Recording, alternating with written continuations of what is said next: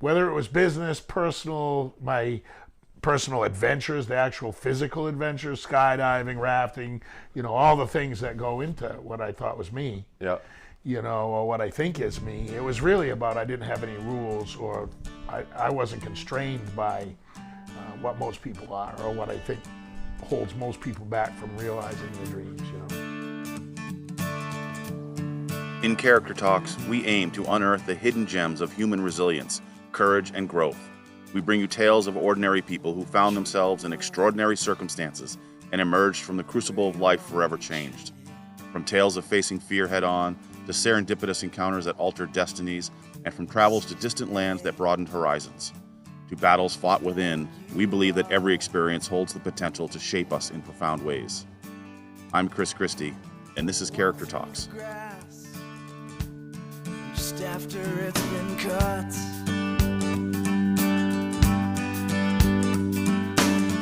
and wade through the stream, or maybe run through the river, even though you may get just a little bit wet. A bum bum sheeto, a bum bum sheeto. Wow, wow, wow, wow. This is life.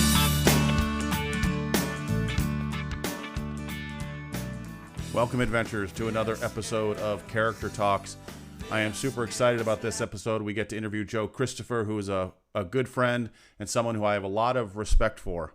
And throughout this episode, you're going to hear us refer to The Mill. The Mill is a new social media platform that really came from the idea of charging into every day, living your adventures. And you're going to hear Joe talk about kind of living without rules and chasing dreams. And that's really what The Mill is all about. It's an alternative to the platforms that are out there, but we try to eliminate a lot of the crap that gets people frustrated with those other platforms. So we invite you to check out The Mill. You can download it through the iTunes and the Google Play stores, but we invite you to check it out and give it a 30-day trial and see what you think. Character Talks is part of that, along with a bunch of other benefits that are in The Mill. Joe is a special type of guy, and on the cover of the podcast, you'll see it says entrepreneur, musician, and fun specialist. And those three things describe Joe to a T. He is a special, special human being. Those that know him can attest to that. And so I'm excited to deep dive into this and learn more about Joe and hear some of his story. So away we go. Yeah, we'll just dive right in. Joe, welcome to Character Talks. When we first set this up a month and a half or so ago, I'll be super honest, this was one I was looking forward to. I appreciate that. I can tell in just conversations we've had, this is going to be pretty easy. Yeah. It's going to be a lot of fun. So to get started, as I do with most of the guests, I think it's important to tell a little bit of your story and a little bit of kind of who you are without going into as much detail as you want. Again, with the idea, I think the more people learn about you, a little about your story, then it makes you relatable, and sure, people can begin to apply some of the hot drops that we're going to have during this. They can begin to say how that could work in their lives. So first, welcome, and then second, give us kind of the Cliff Notes version of where you came from, what interests I'm a working family kid. My parents, mom worked 3 jobs, dad worked 2. To get by. We rented houses until they built one where we all had our bedroom after, grinding it out, and still hardworking people, and, kind of that classic American working folks family. Was never much for education. OJT is a way of life. Didn't graduate from high school. Just the system of it was too confined, or not, not enough free thinking going on there, and was never much for the rules. So grew up with parents, things that defined me. My father, once said to me, I was asking for a pair of high top sneakers, because they were cool in the 80s, and he said, you want a fucking pair of sneakers, get a job and buy a fucking pair of sneakers, And then the weekend after that, I started working at Ted's Fried Clams, and the weekend after that, I had the sneakers, So that was that's how I came up from a family standpoint. 2 brothers, both very caring, great men, and we all had our own role in the debauchery and pain in the ass that was our lives with my parents, and they raised 3 boys that all work hard. Both my older brother is a carpenter, contractor. My younger brother is a electrical systems lineman, Class A lineman, and I turned out to be an entrepreneur, which after working 2 and 3 jobs since I was 14 years old, I didn't realize it, but I remember an old farmer that I worked for, Paul and Joe Roseberry, brothers that had an old dairy farm in Richmond I worked at.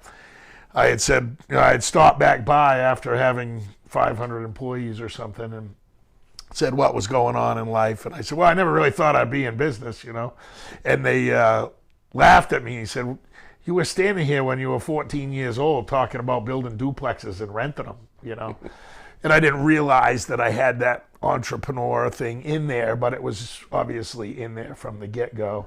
And I think that's a freedom fighter thing. Always been, I was taught a lot of things about we make the rules along the way, but, I've always been inside of being a good person. You make the rules for you and what's right for you. And freedom of speech, all that stuff is a big deal to me. And then through high school, not really being successful with that, I had to live with my Uncle Scott, who was a great mentor. He taught me a lot of just the nuts and bolts of daily work life and so on. Stayed with him for a while, and then I trained with a great man, John Jenkins, in martial arts over in Lewiston, Maine, and Aikido and karate, and he was a very open-minded individual, master of psychology from Bates and so on, and he basically said you can do whatever you want. If you want to be president, you can be president. If you want to, be the world champ, you can be the world champ. There's a reference to all of life, He was a very open-minded person and a very rugged man that could prove to you that, in a very quick fashion that you should be listening to him.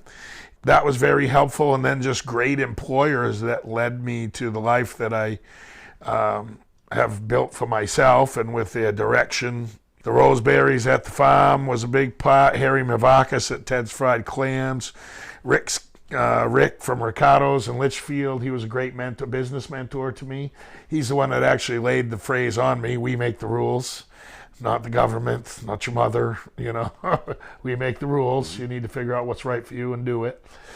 Which led to really the cliff notes that ended me up in business. I went to work for UPS out of high school. Was delivering down in South Hopswell, and I had worked in the unloading trailer trucks, worked in the pre-sort, worked in the sort, worked loading trucks, worked delivering trucks.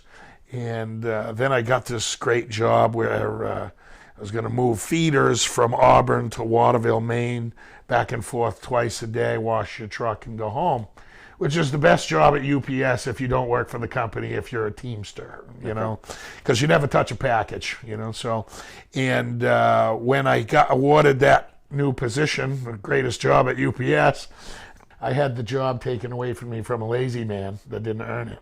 And I had earned Welcome to corporate America.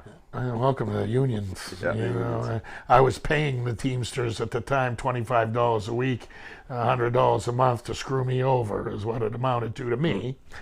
And, that's that's the truth of the matter. That's my actual experience of being a Teamster. So, and being not a rules person to begin with, I wasn't going to fall into with what the Teamsters thought was the right thing to do. So I tried to go to work for the company. They said, you got to do this job for 2 years, and then you file a letter of intent. Maybe we give you a small management job to start working for the corporation. And I said, I'm not doing this for 2 years, and gave my notice. Left, was making $16.51 an hour with full benefits, and became a raft guide for $65 a day. Is the short story of it. At that time, I thought I had found every passion in my life. One, working hard, but working outdoors. We were brought up in the outdoors from my father and my mother. We always camped as kids and Fishing was always my first love as a child. I fished every day. I had my own canoe when I was 12, and I just fished every day if I could. So we'd been brought up outside, and then going to work on the river, just the greatest thing that ever happened to me. Took a bunch of risk and liability management classes, and then a bunch of physical stuff, swiftwater rescue, wilderness first responder. That led to working in the ski industry as well. So I was jet setting. I was, working as a raft guide in the summer and a ski lift mechanic in the winter. So then we got to, be on the river and then be on the mountain and be outside the whole time. And then came a few years later, switched to pro patrol rather than, because I've always loved the medical thing and the excitement involved and helping people that were in trouble outside. So that was a big part of it for me, and did that for almost 5 years, 4.5 seasons. And then we had an altercation with an employer. I had built a whole crew. Few people quit. I said I'd stay till the end of the season. Fulfilled my obligation in that season rafting, and then we tried to figure out where we were going to go to work, because like I said, I built a crew with my brothers, my uncles were on my crew, my friends, built this big crew of raft guides, and we couldn't decide who to work for, so we decided to open Three Rivers Whitewater, and opened a rafting company with 2 Visa Gold cards, because I probably had minus $10, and certainly bad credit. And, had no financial capability, but knew we could do it as good as others and better. We definitely thought we could do it better.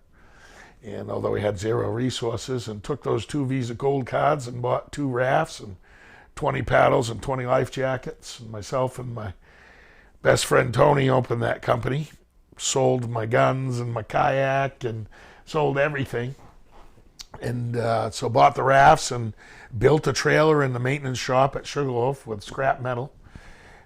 Bought a van for $1,600 on Sabata Street in Lewiston, and that van could carry 12 people, and it had a towing package, so we could put either the rafts on the roof and bring a small raft trip in the van, or hook the trailer up too. And it was a put-in vehicle. And then we bought a bus over at BB's Auto Body. I always name it because he was a cool old guy in Freeport. Paid him $1,650 for an old school bus.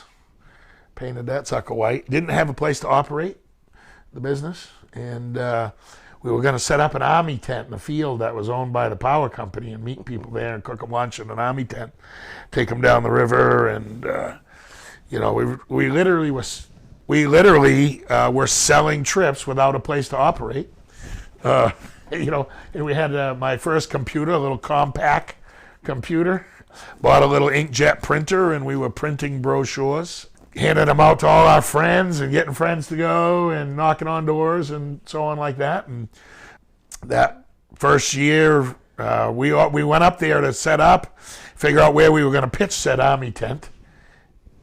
And we ended up driving by an old ice cream stand that was owned by the Webb family. And we had trained in the same class with their son, Andy. And we rented a house from old Ed Webb for $350 a month. That was falling into the ground. And renovated that and started running trips on May 2nd, 1997. And from there, we ran trips for 2 years. And we could only run trips Sunday through Friday because of the regulations on the river, and we were new. And then Curdy Ross sold us Class 5 river runners in the fall of '99, and then one of his best friends, Big Rick Hodnott, God rest his soul, pulled in the yard on his motorcycle, and he owned Down East Whitewater, which was one of the big 5, and said, "I'm thinking about selling Down East. Do you want to buy it?" And having less than $0, I said, "Yes, of course I would." He said, "Well, meet me at my house for dinner," and he financed a good portion of that company to us, and that gave us real estate, but it gave us food and beverage and lodging, right, which was necessary to go along with our rafting guests. And from there, as that need, we expanded that facility and grew the food and beverage restaurant and bar side of it, and grew the lodging side of it. And then we ended up in '07 buying In by the River as a higher end lodging and accoutrement to Three Rivers and what it needed to lodge its guests, and was an additional food and beverage. Now we're running 2 restaurants. Then we wanted to make our operations year round to all our employees. We were employing seasonally, and just a couple of them year round. Hard to build a real team, health insurance, benefits, normal benefits. All the mothers always complained to their kids, why don't you get a real job, So in order to give them a real job, we needed to be year round. And having all that heritage at Sugarloaf, wanted to go back into business over there. Was trying to lease a restaurant over there. Ended up partners with the fellas at Shipyard for the Shipyard Brew House. And then started the Sugarloaf Inn, was an old hotel that had been broke into condos. Had access to a few rooms that we could rent, and we were running the restaurant. So we started a little rental pool there with help from my business partner, Fred. He owned 4 units.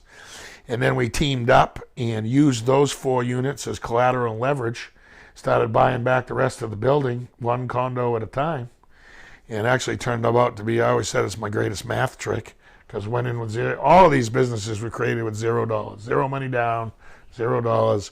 I didn't put money down on a business till sometime probably 2018 maybe, Wow. And this starting in 1997. They were all, as Jolly John, they were all 0 money down.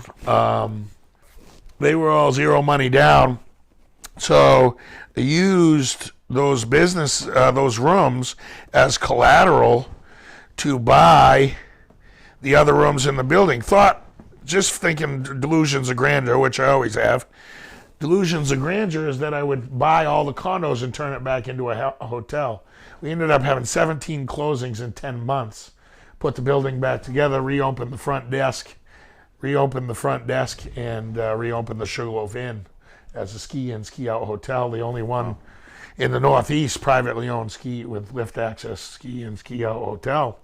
So from there, Sugarloaf Inn, and then with some business partners that I had in some of the restaurant business at the Shipyard, agreed to manage as a consultant the Inn on Peaks. Right while that was happening, I met the old fella that had $3 Dewey's, had the opportunity to start that or revive that old brand. Turned out we were fixers of old brands. Bought out 5 of our largest competitors in the rafting over all these years. Taking old brands that were great brands and reviving them, like the Sugarloaf Inn, and then $3 Dewey's was a 48-year-old business, but had closed its doors, was out of business. But we revived the brand, and now it's booming there. And same with Saltwater Grill, beautiful spot over the water. And so we just then continued to build these businesses, and then buying some businesses based on real estate through even Subway restaurants and other real estate deals. There's a lot of other business in there at this point. But then we reached a point of about 600 employees total. Year-round operations, all still cranking along. Have started to downsize some, and you get to pick and choose a little more after you get to a certain point, Yeah.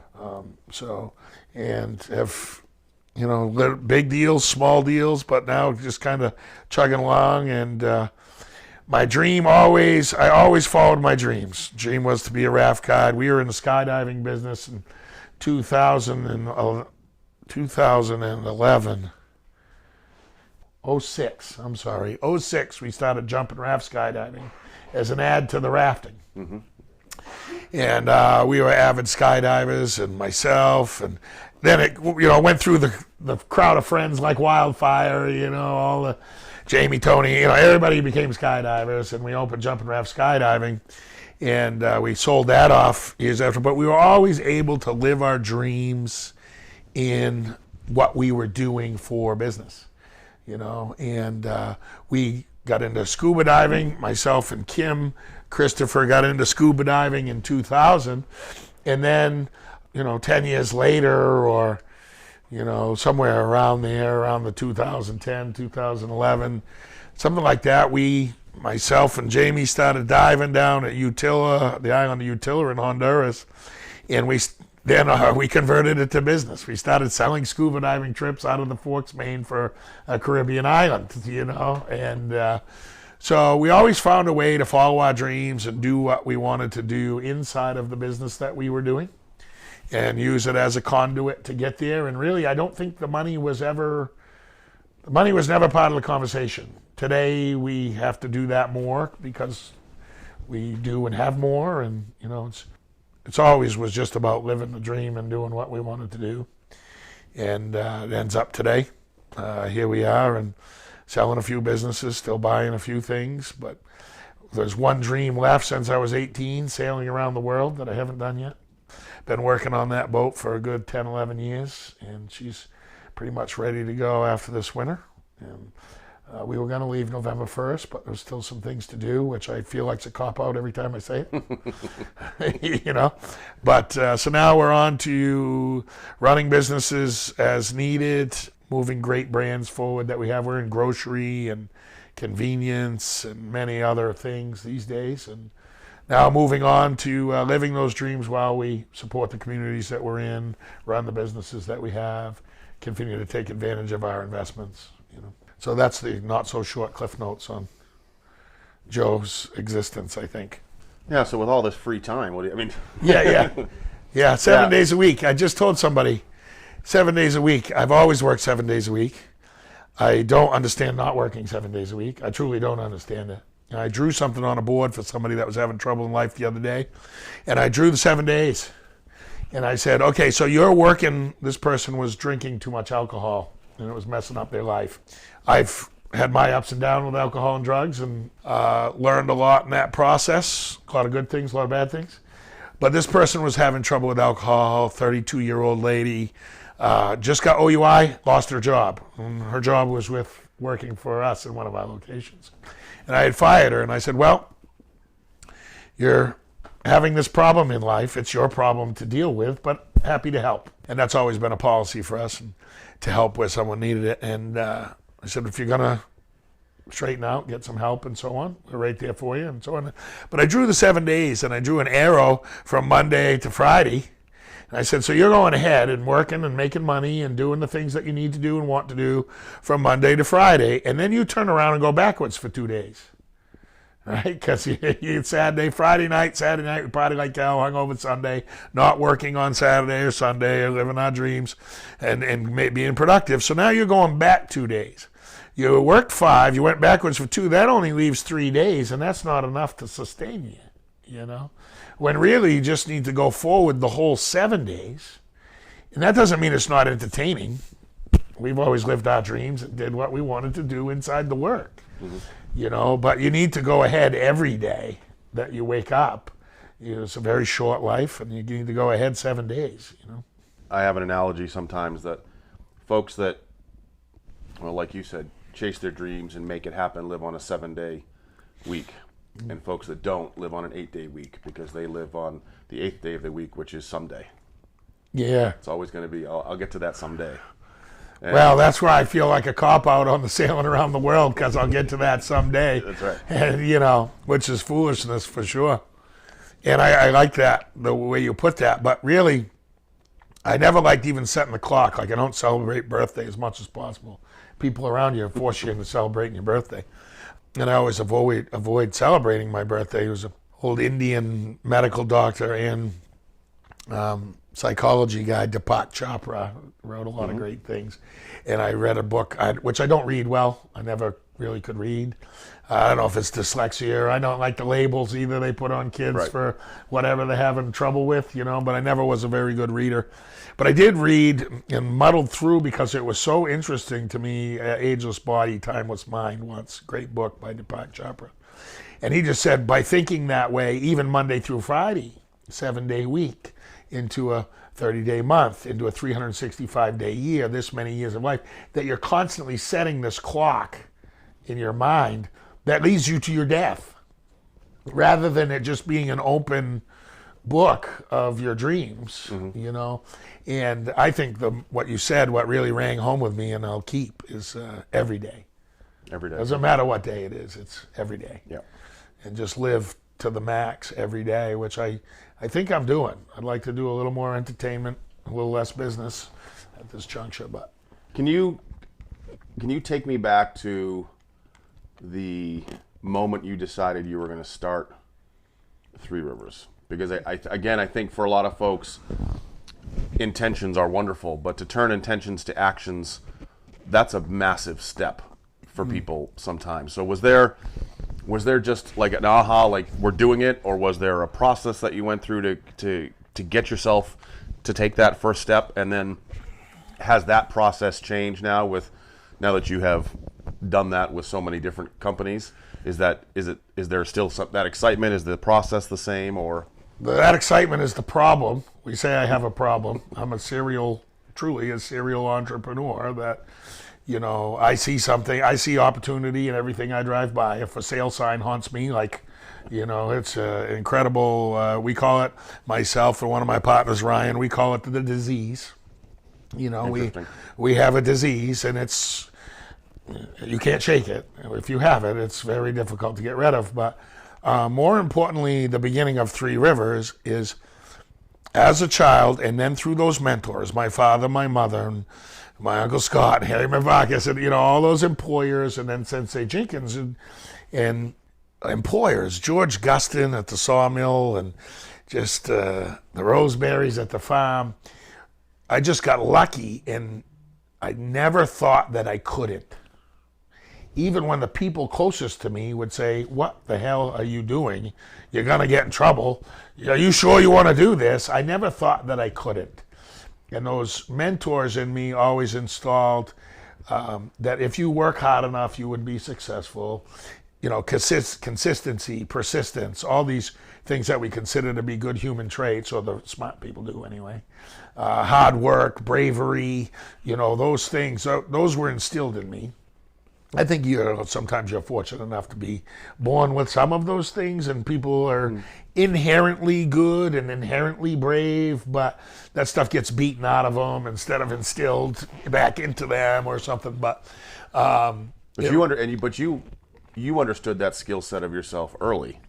Sounds like it was more really at the time. It wasn't quite that beautiful. It was freedom fighter punk bullshit.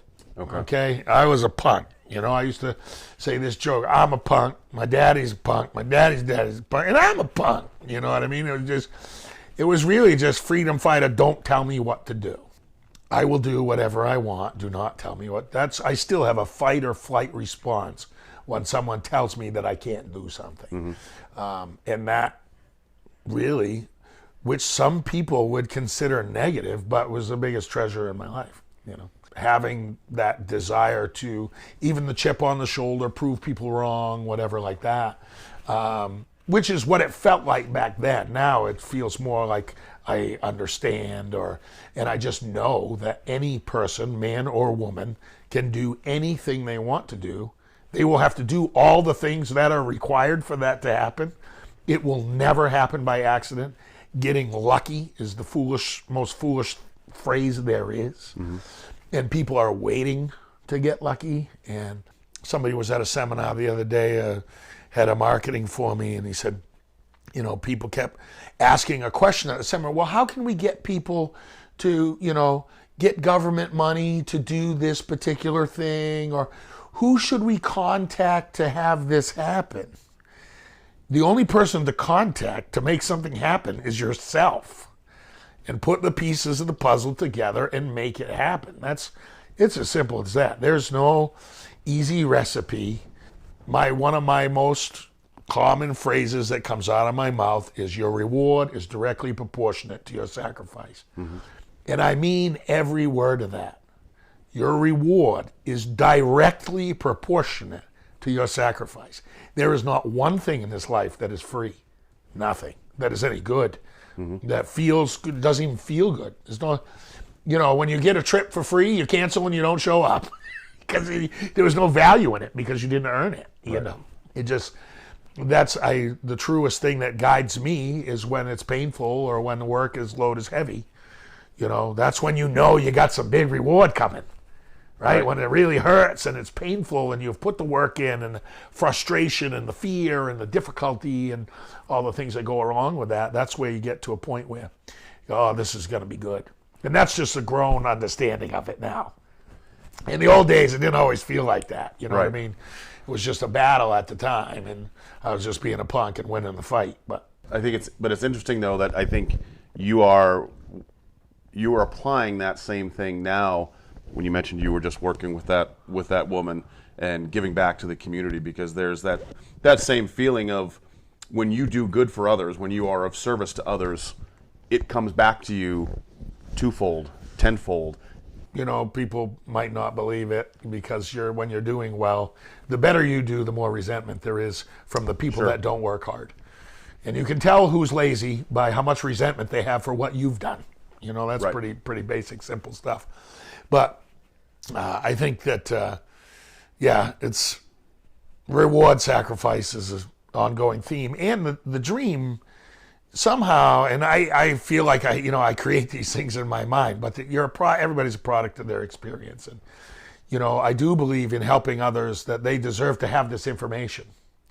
Most of my business effort today is based around helping others, putting other people in business, trying to drag them into the dreams that have been good for me, and explain to them how to get there. And it might not be business in a lot of different ways, or someone that's having a problem and spin them around so that they start to feel better, right? Because really that's all we have, is how you feel at the end of the day, and enjoying. I've been trying to learn now how to be in the now. And I don't know how to do that because I'm a planner and I try and build things, and I like the idea of Legos, stacking one on top of the next. And but really, I do say all the time, yesterday's a memory and tomorrow's a dream. Tomorrow might never occur. I mean, I very well could die tonight. Yesterday's gone. Tuesday's gone with the wind. I mean, it's over. There's all we can use it for is the education and experience that came from it. So, the big thing I think is I try and help others, or what I dream to help others understand, and say to them all the time is, how did I get here from there? And persistence, when I say drive, all right, drive, but when it looks daunting or sounds daunting or impossible, people don't go for their dreams because it seems impossible. And somewhere along the line, I gained the understanding that I was never that good. I was never that smart. I don't have an education. I didn't have a big basket of tools, and anybody of any race in any country had the basics. They're born, right? And what I try to share with people is that I say now to my managers and working with staff that today just needs to be +1. Doesn't need to be +10. Doesn't need to be +1,000. These days go on every day, over and over again. And if I went forward today, and my dream is the goal, and I'm dreaming, and I took a step towards that dream today, then the simple fact of the matter is, it's going to land in my lap. I don't even have to try. It's going to hit me. If you dream, and I used to say to myself, put your feet on the floor and walk towards your dreams, in reference to getting up in the morning, and I always pictured myself just sitting up, turning my body and putting my feet on the floor. And put your feet on the floor and take a step towards your dreams every day. They will forcibly run into you. You don't have to go find them. Right. Because now, if you believe that dream, and you believe what the one step at a time gets there, once you believe that, there's no way it can avoid you, because every subconscious thing you do, if you believe in your dreams, it's just burning in you without you even knowing it. And the conversation we're having tonight, the next conversation you have down the road, where you're going tomorrow, the phone calls you make, they're all in the same direction. And there is nothing that can stop that dream from coming to you and being yours. Dedication, persistence, hard work, bravery, all these things that are a part of that have to be there. But it's really +1. Today doesn't need to be +1. No, I love that. It's +1. I love that. And while you were thinking, you were talking about lucky and working hard. There's a phenomenal story of Tiger Woods, the golfer, that he was winning the U.S. Open by like 14 shots going into the final round, and there was someone came and did a commentary on Sunday morning and said, everyone touts Tiger Woods as being lucky and God-given talent and this. He goes, when he got done his round yesterday, even though he was leading by so many, he went to the driving range for 2 hours. And then it got too dark to be on the driving range, he came to the putting green and he putted again for another 2 hours. And when it got too dark to be on the putting green, he proceeded to take balls over by our broadcast booth and would hit balls up over the booth because of the lights for broadcasting the show lit that area up. So he hit balls over. He goes, there wasn't any other player around for probably the last 2.5, 3 hours that he was there, but yet he was still practicing. He goes, if that's God-given talent, it's available to anybody that wants to go out and get it. It is available to anyone. So it goes. I mean, Tiger Woods is not lucky or a prodigy. He's a great man. Yeah. He dreamed, he believed, he did. He did everything you just said. Simple as that. He's just a great person. Yeah. And I don't know the man. I don't know what his belief system is or whatever. But it's clear that his greatness was earned. Yeah. You know, and he had a lot of other social things, obviously, to go against in race or what have you, you know. And none of that was going to stop him either. Right. You know what I mean? So, and the saddest thing is when someone doesn't believe that they believe they're different than I am and that they can't do it. That's where the education system and, you know, society in general has hung a left. And, you know, to protect is to kill, you know, a child. You know, don't do that. Oh, you know, they need to learn, eat mud, get injured. You know, I've broken a lot of bones in my body and got a lot of implanted teeth and everything else, you know. And I'm not saying that it was enjoyable for my parents, but they didn't hold me back. They allowed me to make those mistakes. Yeah. All right. And so with everybody, it comes down to our word. So what was the word that you chose, and then what does that word mean to you, or how did you come up with that? Because I know you talked about there was a number of words, and I love that you went through the process of, well, those words maybe define this part of me, this word maybe encapsulates everything of me. So what's your word, and what's it mean to you? Yeah, my word that and I spent a bunch of time thinking of it. I actually seemed like a difficult exercise. And my word was open. Love it. And not just open to the possibilities, open to, and it still bothers me when someone thinks they know anything. It doesn't matter whether it's religion or even, you know, I always say the universe is math. You know, if you learn math, you're going to be able to have control of your life, because even just walking down the street, the wind's blowing, you know, the whole universe is math, you know. But even that, they figure out things that they thought were true and are not, you know. And a scientist that says they know. I loved it when the Grand Canyon, which I've rafted the Grand Canyon a dozen times or more, one end to the other, and always a great place of reflection and beauty and an amazing adventure, hiking, climbing, rafting, you know, fishing, the whole bit, you know, just an amazing place. And I loved it when a new theory came out on the Grand Canyon. It said this was carved over hundreds of millions of years. And this new scientist comes out and goes, I think it was like a couple weeks. You know, this plate was shoved up, there was an ocean behind it, and like the puddle in your yard that you scraped a hole through the mud to get out, then all of a sudden all this water came rushing through at high pressure, at high velocity, and carved this whole thing in a matter of minutes or days or weeks or months. This happened very quickly. It didn't take a long period of time to do. And actually, when you think about it, that probably makes more sense, right? That the Kaibab Plateau is shoved up. There's an ocean trapped behind it, which is the Great Plains. It has to escape, and it runs out through this ditch it just created. And I'm like, I believe that guy. You know, and now they're all arguing about it. And anybody that says they know is full of shit. That's my general thinking in life. If somebody knows, this is the way it is, unequivocally. The first guy to speak up, a gal that speaks up and says, this is the way it is, stay away from them. They are not open-minded. They're not open to people, places, things, you know. And so I think being the word that describes me most is open. I don't care what part of my life it was, the rules didn't matter because I was investigating. Or why does it have to be that way? Why? You know, if we're not hurting anyone and we're creating progress, and why can't we do it this way?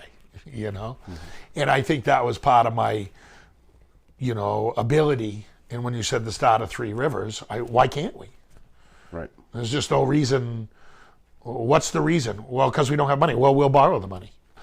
Or, you know, or we'll repair an old raft and, you know, to use that instead of buying a new one. Or there's always a path. And it's, I think open is, as I look back, and really that's the first time I would have said this since you put me on this mission, because I would have said, you know, perseverance, or, you know, sacrifice, or, you know, hard work ethic, or, you know, my word would have been any one of the nuts and bolts that might have, you could be a contributing factor to. And is my life successful? I don't know. I don't think I need to define that. Right. No one. I'm enjoying doing this podcast right now with you, and that's good enough. Yeah. So open, that's my word. Yeah, no, I love it because it's open to new ideas. It's open to learning. It's open to new solutions, which may not be what, you know, society says. It's just being open to people alternatives. I love that. Pick and choose, and this guy's right, and that girl's wrong, or this girl's right, and that guy's wrong, and it's, you know, people that aren't open to, you know, I say my communication policy is open, honest, and often, right? Put it out there on the table. Let's argue about it, or commiserate about it, or push it around, and, you know, get to a real space. The Elon Musk, for his good, bad, or indifferent, because, oh, he's a hero to these people, and then he's the enemy of them, and, you know, people will pick sides, and I don't know why they even bother, right? He does have a platform that any problem can be solved. Let's figure it out. And let's solve it now. Why can't we do this? I have this particular theory that's bugging me right now. I've had a number of big ones over the years, but global warming, right? The planet keeps getting hotter, and as the ice cap melts, the planet is darker, it draws in more sunlight. The problem keeps exacerbating itself, and yeah, you can say carbon and humans, but the problem is, essentially, as it's getting worse, the color of the planet is dark, continues to draw in light. If you want to cool the planet, there are a number of different ways to do so. What if we painted the roads all white, and the rooftops of the houses, and, you know, if we painted everything white that we had man-made that was facing stationary to the outer universe, it would reflect a lot more sunlight and essentially cool the planet, right? Does this work? I don't know. What I'm saying is it's an open way of thinking, like an Elon Musk type of platform, to say, come up with something, you know, take a shot. Let's put it all on the table and see what our best ideas are to cool the planet. Instead, we want to fight and argue about the best way to cool it.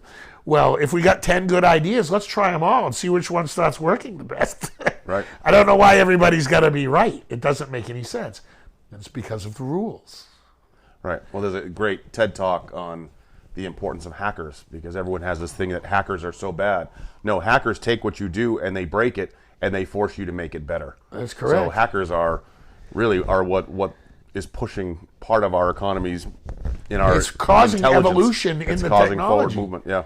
You know, evolution, another theory I had was how to speed up and slow down time, right? This is going on in the back of my head, right?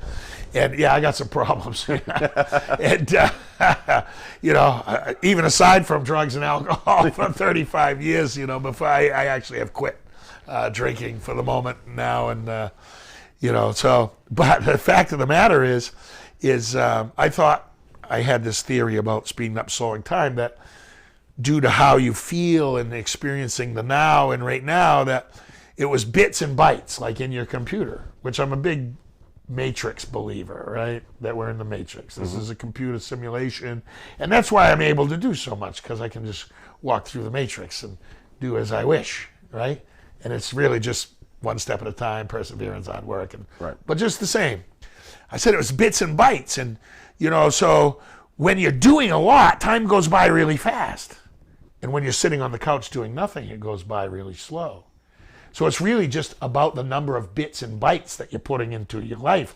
So time is really quite fluid, isn't it? Because if I'm very busy, it's going by very quickly. If I'm doing nothing, it's going by really slow. So I actually have, in my own mind and in my life and my body around it, I have influence over the time, right? Well, I asked this question. I was fortunate enough of me, and I've been there is luck in this world to some degree, or walking in the right direction, whatever you want to call it. I was fortunate enough to meet a fellow named Max Tegmark, who you should have on your podcast if you can get him. Love it. He's the head of astrophysics at MIT, so he's not an easy guy to get an interview guy with. But he rented a space for me that had, in the field at Three Rivers, that had the least radio interference in North America that they could find. So luck. Yes, when he walks through my door. Then I get to spend over a 3-year period, a number of different long periods of time with one of the 10 smartest people on the planet, you know. So I ran, one of them was a month when they built the world's first and largest radio telescope to map the universe. It's called the Omni 1 project. You can look it up. It's all online. And they had 200 radio antennas in this 1,100 square foot field that I had there. And they built these 2 giant supercomputers in the back of actual U-Haul trucks that then we were getting additional interference, so we wrapped them in aluminum foil one morning. Like, this person is so open, that, one of the people that I really learned too, that just there's no, if you think you're right, you're definitely wrong. That just doesn't work. So anyway, I ran my time theory by him, and he actually explained to me how, with things of giant mass, how you could actually speed up and slow down time. I was completely off base, but there's still people studying that. But he had written, he's written several books, The Mathematical Universe or something like that. And then one of my favorites, one of the only other books I've read like 4 books in my life, Life 3.0. And it's a book about AI, but it's really a book, if you ask me, about evolution, and he's very clear about that in there. And that, is a computer, so let's say a silicon-based creature, that's evolving, that's learning, that learns faster than you, that solves problems faster than you, and is doing it on its own now. And this book is from 10 years ago, way before AI hits the market, right? And he's studying this with the other brightest people in the world, both pros, cons, concerns, or otherwise. Life 3.0. Anybody should read it. It's not just about AI. It's just a book, to me, it's a book about evolution. He's very clear that you're a horse. Like, we used to have, everybody had a horse. Everybody had to have a horse. It was a very necessary part of life. And then we created a car, and the horse just went away, And the computer, just because it's made out of silicone instead of carbon, like the other creatures that are walking around, does that mean that it's not alive? Does it have to have a heartbeat? And he just poses these questions that open up a Pandora's box of open-mindedness. And, it is in reference to the subject of AI and so on, but I learn in a more open way. I don't have any rules. So I'm taking these things that he's saying and go, how does that apply to the rest of your life and the things around you, Pretty interesting stuff. Life 3.0, Max Tegmark. Yeah, I think open's the perfect word. Yeah. Right? Yeah, the perfect I got some word. problems. You're like, wait a minute. No, I think it's, and I appreciate that you put enough time or some time into really kind of capturing that word. So let's see if we can. So for me, the last probably 5 to 7 years of my life, I have really focused, and you commented on it earlier, the importance of just being. I have really focused on slowing my life down and just being.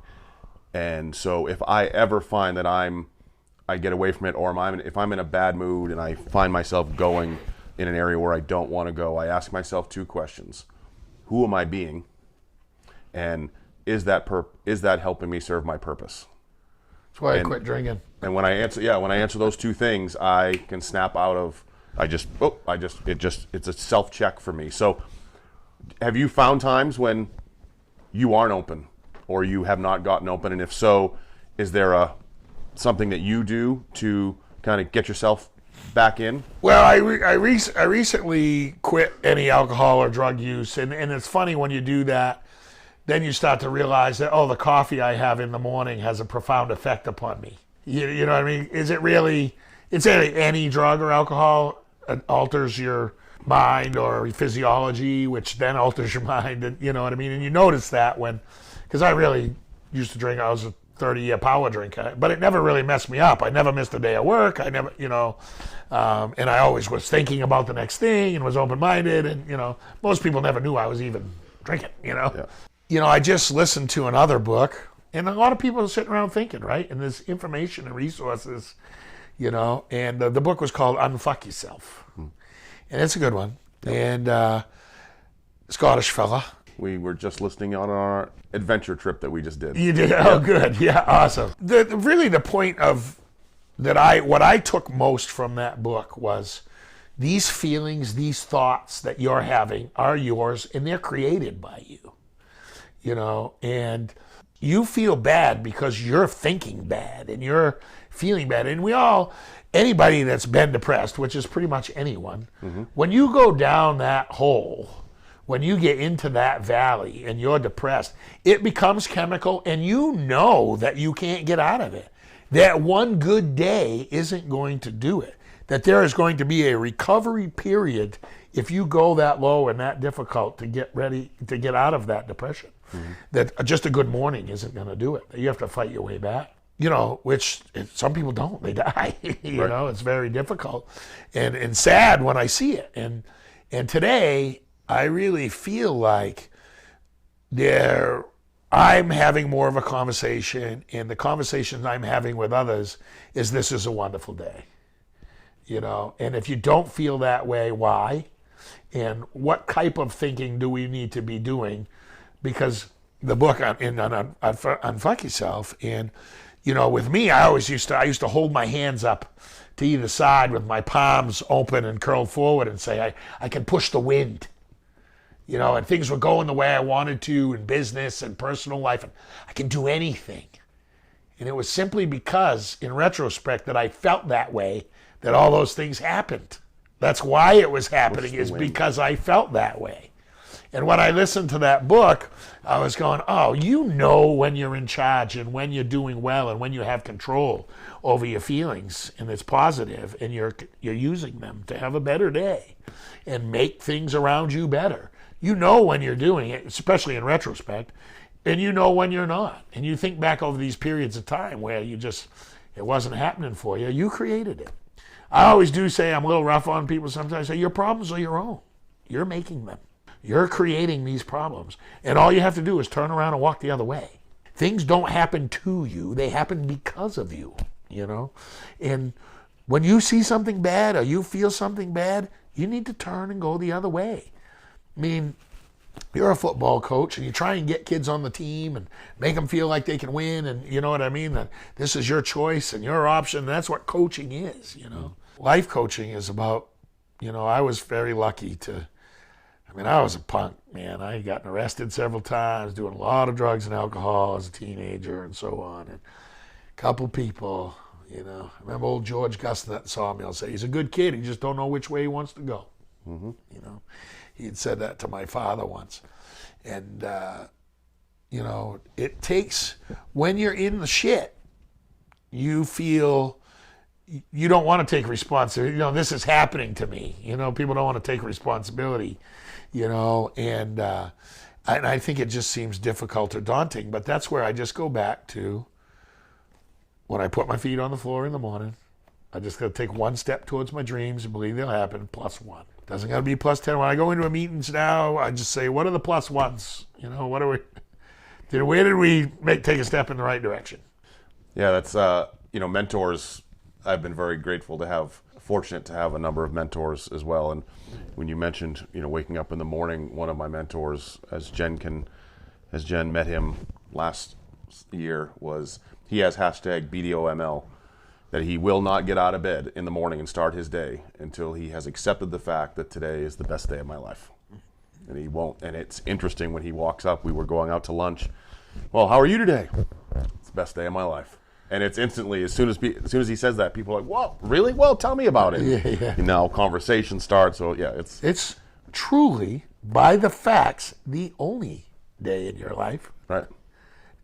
So it goddamn well better be the best one. Yeah. Because it's the only day that you have. You know? Yesterday's a memory, tomorrow's a dream. Yeah. All we got is right now. Which is helping me learn about business and stuff too, because what's important? What's the goal of the business? What's the, you know what I mean? Everything you're doing. You know, business for profit. And I believe in capitalism from top to bottom. Not because I love money, but because reward, sacrifice, right? When people sacrifice, they should have the reward. And that should be guidance to those that don't. And that's where we lose when we head towards a different type of government or political platform or otherwise that gets away from the basic facts. We admire bravery, hard work, persistence, honesty, strength. These are the things that as a society and as people we believe in.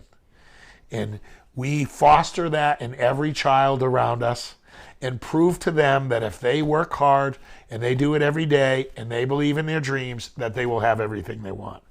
That needs to be the platform of every level of education from the minute one. And that's where I think we go wrong now, is, you know, rewarding people where they haven't earned it, and, you know. And of all those other things, they need to be open. Open. They need to be open. I don't have any rules for them. Yeah. They were born with a conscience. Very few humans on the planet weren't born with, whether you think it's from God or the Matrix or biology, right? Mm-hmm. Biology dictates most things in humans, in my opinion. But I don't know. Right. You know, I will have to. I always said that when I die, only one thing I want to do. One thing I want out of it is to understand. If when I cross to the other side, the computer, the Matrix, the God, the whatever it is that designed this, or, you know, I have an internal hope that when I pass to the other side that I understand. We are so similar, even though we're all so different, but we are so similar. And when we start to grasp and really hold on to those similarities, I think some cool shit can really begin to occur. Where we lose that is where we think we're right. Yeah. That is where that goes awry. I have friends on both ends of the political spectrum, and some of them, I have a friend, Todd, that I love to debate with him. He is a very liberal person, and most people would think I'm a very conservative person. Not essentially. There's a lot of things. I'm on both sides of the fence. It depends on the issue, really. And if people on both sides, that's fine. There's multiple kinds of people. But if we just came to, I don't know, let's discuss it. Figure out what's best for today. That might change moving forward. These are the two ideas, not I'm right, you're wrong. That's right. Where the division is. That's where the community continues to be. If nobody, what's the line song? Nobody's right if everybody's wrong, right? You know, Buffalo Springfield tune or something, you know. That's where we're at today. Everybody's wrong. Right. Everybody's wrong. And, you know, there's some people speak in their minds. There's so much resistance, you know. It's that's because people are right. Right. You know. All you have to say is, you know, which is, I think, one of the founding things of our country, is that what's right for me is what's right for me, and what's right for you is right for you. I can talk with you about that all I want to try and bring you over to what I think is right, but essentially it's none of my business. Well, Joe, thanks for taking the time to drive up. I know you're super busy. I know you've got a lot of stuff going on. You just came back from free diving and getting a certification in that, which as we talked about with the connection with BJ, so that's awesome. So I want to do this again because I think, as you mentioned, in a month, 6 months, a year or two, you're probably going to have a completely different word, and I think I would love to dive into that again, and your music and the free diving and all of that. I think would be great for another podcast, but I appreciate you taking the time and coming up and It's and my chatting with first us today. podcast. First of many, I'm going to guess. I'm hoping, but I'm happy to do it with you again. It's fun stuff. All right, awesome. Thanks. Yeah. As we wrap up this episode of Character Talks with the one and only Joe Christopher, I can't help but feel inspired to embrace life with a +1 mentality. I love that. Joe's journey as musician to entrepreneur and fun specialist is a testament to the power of mentors, breaking a few rules along the way, having a huge heart, and staying committed to your dreams. So whether you're embarking on a new business venture, pursuing a passion project, or simply looking to add a little more fun to your life, remember Joe's words, make each day a +1. And hey, speaking of adding a little adventure to your life, why not give the mill a try? It's not just another social media platform. It's a community dedicated to inspiring and empowering you to live your best life just like Joe. So go ahead, download the mill, and let the adventures begin. I want to give a huge shout out to Chad Hollister and the Chad Hollister Band for providing the music throughout the podcast. Chad lives in Vermont and plays a lot of his own music. Please take a few minutes, check out chadmusic.com. There are notes also, links in the notes as well, but be sure to give Chad a listen. Until next time, keep dreaming, keep striving, and always remember to add that +1 to your day. Thanks for tuning in. Treat the world the way you want to be treated.